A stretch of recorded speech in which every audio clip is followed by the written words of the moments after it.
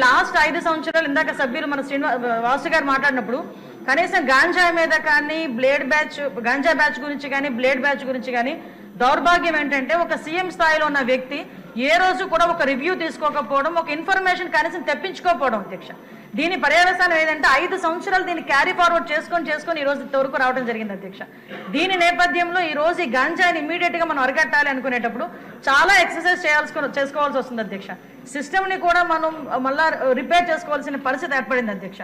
ఇంతకు ముందు గాంజాకి సంబంధించి పైనుంచి ఏజెన్సీ నుంచి కిందకు వచ్చే సిచ్యువేషన్ లో ఎన్ని చెక్ పోస్టులు ఉన్నాయని నేను వైజాగ్ సిపి గారిని ఒకసారి నేను హోమ్ మినిస్టర్ అయిన వెంటనే మాట్లాడితే కేవలం 2 సీసీ కెమెరాలు ఉన్నాయి, చెక్ పోస్టులు ఉన్నాయి, దాని దగ్గర 2 సీసీ కెమెరాలు ఉన్నాయని చెప్పారు అధ్యక్ష.